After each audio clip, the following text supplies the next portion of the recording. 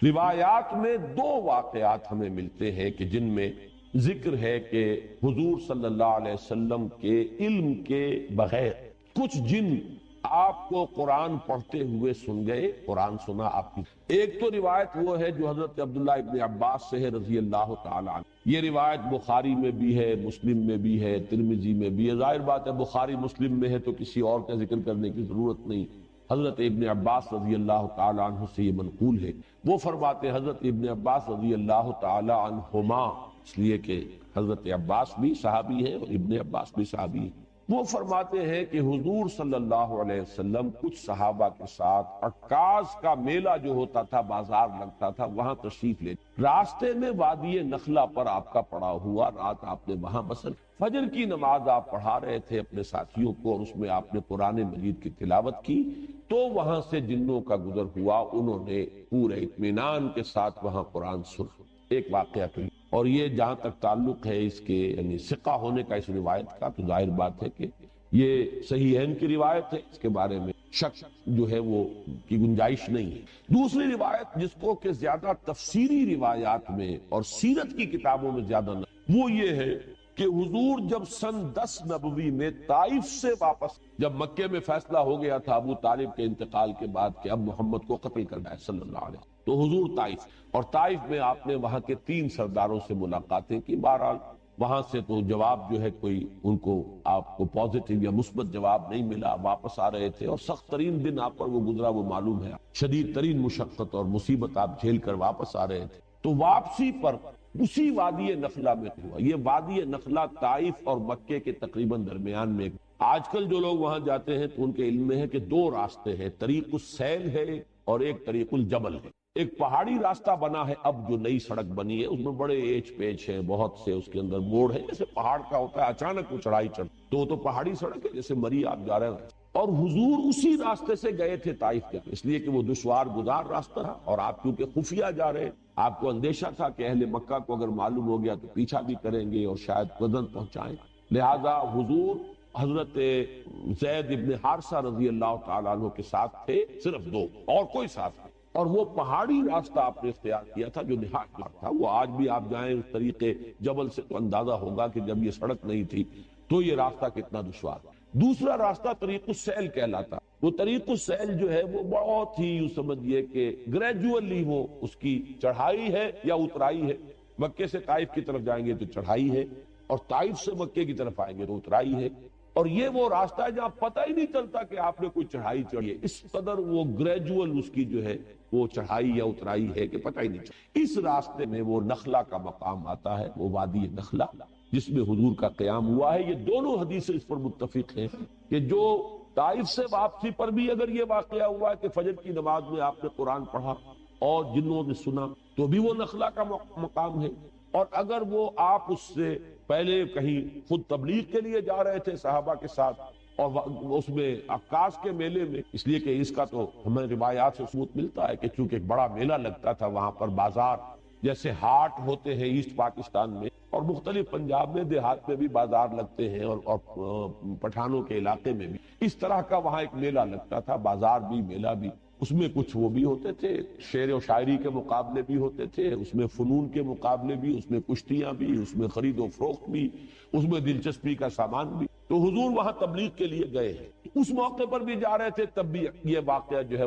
یہ وادی نخل۔ اس میں اب 2 روایات ملتی ہیں، سوالات اب یہ پیدا ہوتے ہیں کہ آیا یہ جو سورہ جن میں واقعہ بیان ہوا سورہ احقاف میں، آیا یہ 2 واقعے ہیں یا ایک ہے؟ بعض حضرات کی رائے یہ کہ ایک ہی واقعہ ہے جو 2 جگہ بیان ہوا، بعض حضرات کی رائے کہ نہیں یہ 2 واقعے بالکل الگ۔ میری رائے جو ہے جتنا بھی میں نے غور کیا ہے سمجھا ہے اس دوسری رائے کے ساتھ ہے یہ 2 علیحدہ علیحدہ۔ نمبر 2 کہ پہلا واقعہ جو ہے وہ یہ ہے جو اب ہم پڑھ رہے ہیں سورہ جن، اس کا میرا اندازہ ہے کہ یہ سن 4، 5 یا 6 نبوی اس میں ہوئی۔ یہ دور وہ تھا جب کہ حضور پر نہایت شدت کے ساتھ سختی، صحابہ پر تو جو کچھ ہو رہا تھا وہ ہو رہا تھا، حضرت بلال پر، حضور پر بھی وہ جو نقشہ سورہ معارج کے اندر بھی آیا ہے، فَمَا لِلَّذِينَ كَفَرُوا قِبَلَكَ مُهْطِعِينَ عَنِ الْيَمِينِ وَعَنِ الشِّمَالِ عِزِينَ، اس کا جو میں نے آپ کو پوری تفصیل بیان کی تھی کہ وہ جھپٹتے تھے جیسے کہ ہلاک کر دیں گے، مار دیں گے، ٹکا بوٹی، اور حضرت ابو بکر ایک موقع پر آڑے آئے ہیں تو پھر انہیں مارا، انہیں اتنا مارا ہے کہ وہ یہ سمجھ کر چھوڑا ہے کہ یہ اب فوت ہو۔ اس قسم کا واقعہ جو ہے اس سورہ مبارکہ میں بھی آتا ہے کہ ان لوگوں کا حال یہ ہے وَأَنَّهُ لَمَّا قَامَ عَبْدُ اللَّهِ يَدْعُوهُ قَعَدُوا يَكُونُونَ عَلَيْهِ لِبَدًا۔ حال یہ ہو گیا ہے کہ جب اللہ کا ایک بندہ کھڑا ہوتا ہے اللہ کو پکارنے کے لیے، اللہ سے مناجات کرنے کے لیے، نماز پڑھنے کے لیے، تو ایسا ہوتا ہے، محسوس ہوتا ہے کہ یہ پل پڑیں گے اس کے اوپر، جم غفیر ہجوم کر کے جو ہے اس کے اوپر حملہ کریں۔ تو یہ سورہ معارج کی آیات اور سورہ جن کی یہ آیت جو ہے یہ ایک دوسرے سے بہت مشابہ ہے، اور یہ صورتحال میں تفصیل سے سورہ معارج میں چکا ہوں کہ یہ ہے سن 4 سے سن 6 7 نبوی، ابھی ہجرت نہیں ہوئی ہے، یہ آغاز وحی سے جو سن شمار ہوا یہ اس دور کا ہو۔ جبکہ وہ واقعہ جو ہے دوسرا اس کا ذکر سورہ احقاف ہے، وہ سن 10 نبوی کا واقعہ ہے، وہ تو اس کے بارے میں شک ہو ہی نہیں سکتا کہ وہ سفر طائف جو ہے وہ سن 10 دوسرا آپ یہ دیکھیں گے کہ اس واقعے میں جو جن تھے وہ جن یا تو مشرک تھے یا عیسائی تھے۔ اس واقعے میں جو جن تھے وہ حضرت موسیٰ اور تورات کے معنی، یہ دونوں جو ہے ترجمہ کریں گے تو یہ چیزیں واضح ہیں۔ اب آئیے ترجمہ کیجئے تیزی۔ قل اوحی الی، اے نبی کہہ دیجئے کہ میری جانب وحی کی، انہ استمع نفر من الجن، کہ سنا توجہ کے ساتھ جنوں کی ایک جماعت نے، فقالوا، تو انہوں نے کہا۔ اب یہ صرف تذکرہ اتنا کیا واقعے کا، اب ساری گفتگو ان کی نقل۔ انہوں نے قرآن سنا، اب جا کر اپنے قوم کے لوگوں سے جو کہا، اب وہ تقریر ساری ان کی۔ یہ بھی ہو سکتا ہے کہ یہ ایک ہی مسلسل تقریر ہو، یہ بھی ہو سکتا ہے کہ مختلف مواقع پر انہوں نے جو باتیں کہی ہوں ان میں سے جو چیدہ نمائندہ جملے ہیں ان کو یہاں پر، بلکہ یہ دوسری بات مجھے اسلوب سے زیادہ مقاربت رکھنے والی اور اس سے زیادہ قریب معلوم۔ فقالوا انا سمعنا قرانا عجبا، تو انہوں نے کہا کہ ہم نے سنا ایک قرآن بہت عجیب، اور عجیب سے مراد ہے بہت دل کو لبھانے والا، بہت عمدہ، بہت پسندیدہ۔ یہدی الی الرشد، وہ رہنمائی کرتا ہے اس شے کی طرف کہ جو کامیابی، فوز اور فلاح کی طرف لے۔ فآمنا بہ، تو ہم تو اس پر ایمان لے آئے، ہم نے اس کی تصدیق۔ ولن نشرک بربنا احدا، اور ہم ہرگز اب شریک نہیں کریں گے اپنے رب کے ساتھ کسی بھی شے کو، کسی بھی ہستی۔ معلوم ہوا کہ یہ شرک مشرک تھے پہلے، اور مشرک دو ہی طرح کے تھے، یا مشرک وہ یا مشرکین وہ عیسائی تھے جنہوں نے حضرت مسیح کو خدا کا بنا۔ یہ بھی آگے آ جائے، اس کی شرح کر رہے ہیں کہ اب ہم شرک نہیں کریں گے، ہم تائب ہو گئے ہیں۔ وَأَنَّهُ تَعَالَى، اور ہمیں تو یہ بات معلوم ہوئی، ہم پر یہ حقیقت منکشف ہو گئی کہ ہمارے رب کی شان تو بہت بلند ہے، بہت اعلیٰ ہے، بہت اعلیٰ۔ مَتَّخَذَ صَاحِبَةً وَلَا وَلَدًا، اس نے نہ کسی کو اپنی جورو بنایا، کسی کو بیٹا۔ وَأَنَّهُ كَانَ يَقُولُ سَفِيهُنَا عَلَى اللَّهِ شَطَطًا، اور ہمارا بے وقوف یا ہمارے بے وقوف جو کچھ اللہ کے تھے وہ تو بڑی غلط بات، بڑی گستاخی کی بات، بڑی ہی گمراہ کن باتیں تھیں جو وہ کہہ رہے۔ وَأَنَّا ظَنَنَّا، اور ہم یہ سمجھتے رہے، اس گمان میں رہے، اس حسن ظن میں مبتلا رہے،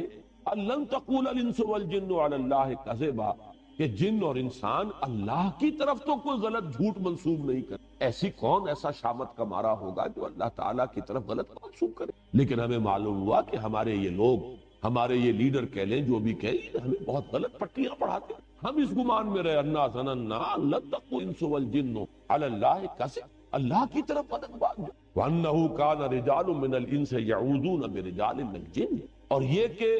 انسانوں کے بہت سے مرد پناہ طلب کیا کرتے تھے جنوں میں سے بہت سے مردوں کی، جنوں میں سے بہت سے افراد کی، تو اس سے ان کی سرکشی میں اور اضافہ ہوگا۔ یہ میں بعد میں تفصیل سے عرض کروں گا، بلکہ یہاں تھوڑی سی وضاحت ہو ہی جائے کیونکہ جنات کے بارے میں بیان کر چکا ہوں۔ عرب میں ایک رواج یہ تھا کہ وہ یہ سمجھتے تھے کہ ہر وادی کا ایک جن ہوتا ہے جو اس کا مالک ہوتا ہے، رب ہوتا ہے، رب کے اصل معنی، لہذا جب بھی کبھی ان کا قافلہ کہیں رات کو قیام کرتا تھا کسی وادی میں تو پکار کر کہتے تھے کہ ہم اس وادی کے رب یا اس وادی کے جن کی پناہ میں آتے، ہم اس کی پناہ کریں۔ یہ ان کا عقیدہ تھا کہ پھر کوئی شے گردن نہیں پہنچاتی، اور اس اعتبار سے کہا جا رہا ہے کہ یہ انسان جو ہے اشرف المخلوقات ہو کر، مسجود ملائک ہو کر، یہ جنوں کی پناہ طلب، اس سے ان کی سرکشی میں اور گمراہی میں اور اضافہ ہو گئے۔ وَأَنَّهُمْ ظَنُّوا كَمَا ظَنَنتُمْ، اور انہوں نے بھی یہی گمان کیا تھا جیسے کہ تم نے گمان کیا، أَن لَن يَبْعَثَ اللَّهُ أَحَدًا،